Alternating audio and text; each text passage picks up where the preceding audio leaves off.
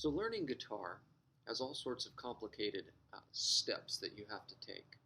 One of the early things that you start to learn are your chords, your basic open chords. And what happens is you'll learn these chords and you'll hear how great they sound. You'll be told that they're in a bunch of different songs and you need to learn them for songs. And all of these things are true. But what is very difficult for most people is being able to actually switch the chords.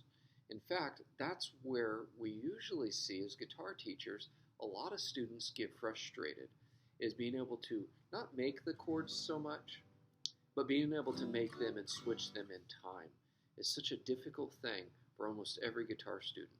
And so something that has helped with my students that I've done over the years is learning to count 4 beats and changing each chord on the first of 4 beats. Let me show you what I mean.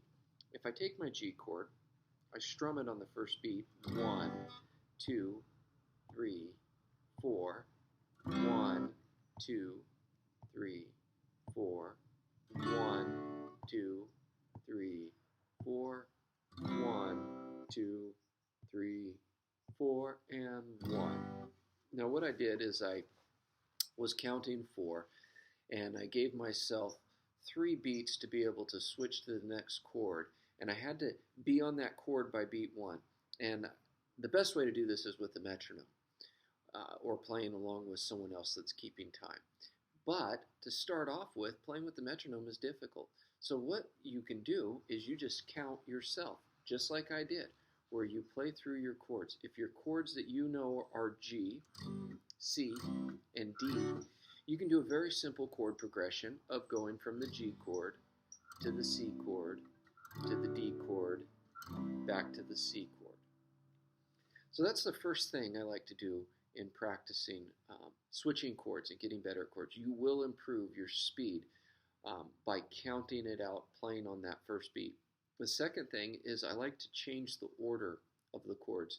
This is really helpful. Now this chord progression we started off with here, 1, 2, 3, 4, 1, 2, 3, 4, 1, 2, 3, 4, is actually the chord progression for the song The Joker.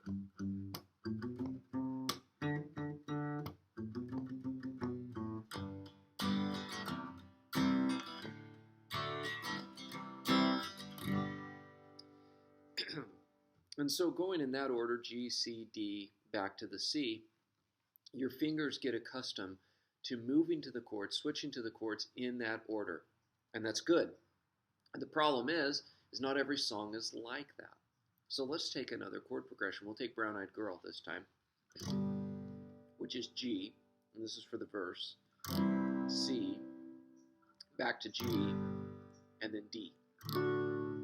So what it does is it goes like this: 1, 2, 3, 4, and 1, 2, 3, 4, and 1, 3, 4, and 1, 3, 4, and 1. So now just changing the order of the chords, instead of going from my C to my D, now I'm going from my C to my G to the D, and so I have to come back to that G chord each time. And so just doing that variation mixes things up just enough to help me get used to changing just with a slightly different way of playing the chords. It will help you improve your chords. And I'll show you one last one. And this time, we're going to go D to C to G. Now this is actually the chord progression for Sweet Home Alabama. So when you hear those chords in that order, you're hearing Sweet Home Alabama. Now I'm going to just change the rhythm just a little bit on this for the sake of practice.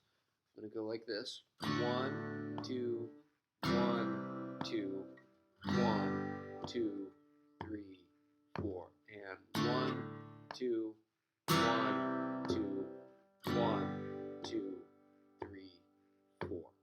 Okay, so that is 3 different ways to play your basic chords of G, C, and D, and at the same time, not only are you learning to get more proficient at your chords, you're actually putting it to use by playing some very common, very popular, great songs that really every guitar player should know. I hope that's a helpful way for you to practice your basic chords. And if that was helpful for you, then please subscribe to this channel.